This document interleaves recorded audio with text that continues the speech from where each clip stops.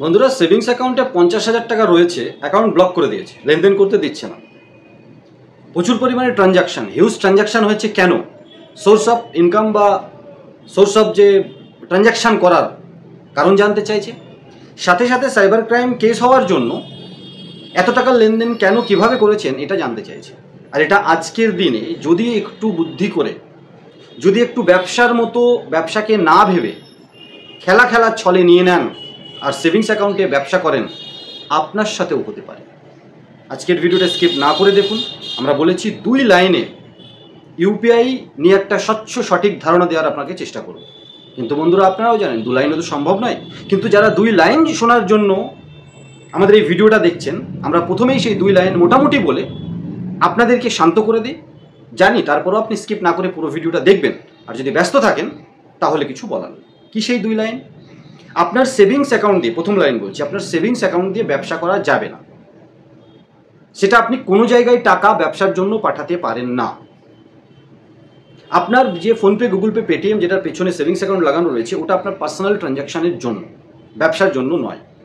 Personally transaction করার জন্য যে অ্যাকাউন্ট, সেখানে আপনি যখনই ব্যবসার জন্য আলাদা আলাদা ইউপিআইতে পাঠাচ্ছেন, তার মধ্যে মানে প্রত্যেকটা জবাব আপনাকে দিতে হবে। তার মধ্যে কোনো একটা ট্রানজ্যাকশান ফ্রড কেসে যদি ফেসে যায়, তাহলে আপনি হয়ে গেল। নেয়ার ক্ষেত্রেও ঠিক তাই। কেউ পেমেন্ট করতে আসলো আপনার দোকানে আর আপনি নিজের ফোনপের কিউআর কোড দেখিয়ে দিলেন, চলবে না, এটা ভুল। আপনাকে ওই পাশে রাখা মার্চেন্ট কিউআর কোড দেখাতে হবে যে আপনি মার্চেন্ট কিউআর কোডে পেমেন্ট করুন। মার্চেন্ট কিউআর কোডটা যেন আপনার ব্যাংকের কারেন্ট অ্যাকাউন্টের মার্চেন্ট কিউআর কোড হয়। আর আপনি যদি ফোনপে, গুগল পের মার্চেন্ট ইউজ করেন, ফোনপে, গুগল পে, পেটিএমের মার্চেন্ট কিউআর কোড, ওই কিউআর কোডের পেছনে যখন আপনি রেজিস্ট্রেশন করেছিলেন, যেন কারেন্ট অ্যাকাউন্ট থাকে। এই দুটো লাইন মেনটেন করে চলুন, আপনার সাইবার ক্রাইম কেস 99.99 আসবে না। তাহলে ইউপিআই কিভাবে ব্যবসা করবেন, এটা হচ্ছে তৃতীয় লাইন। আপনার ইউপিআই যখন আপনি কাস্টমারকে করছেন, যেমন ডিএমটি করেন, আপনার নাম কিন্তু ওই কাস্টমারের যে ব্যাংকে ট্রানজ্যাকশন হিট হয় না। আপনি যে কোম্পানির মাধ্যমে করছেন, সেই কোম্পানি হয়তো ডাইরেক্ট এপিআই চালাচ্ছে ব্যাংক থেকে, আর না হলে এপিআই কোম্পানির নাম যায়, আপনার নাম যাচ্ছে না। যদি কোনো জবাব দিতেও হয়, ওই কোম্পানি দেবে। ইউপিআইয়ের ক্ষেত্রেও ঠিক তাই।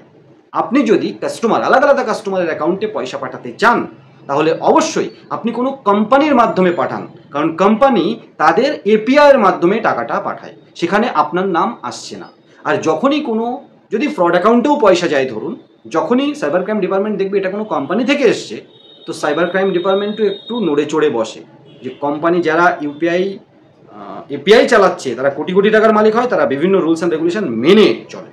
তো হঠাৎ করে সাইবার ক্রাইম কেস লাগবে না। তার মানে কোনো দোকানে, যেমন আপনি যদি ডিএমটি করেন, আর সেটা যদি কোনো ফ্রড অ্যাকাউন্টে যায়, আপনার কাছে কিন্তু আসলেও, যদি আসেও, কিছু বলবে না, কারণ ওর ভিতরে জিএসটি ইনক্লুড, আপনি ব্যবসা করেছেন, আপনার কাস্টমারকে দেখার কোনো দরকার নেই।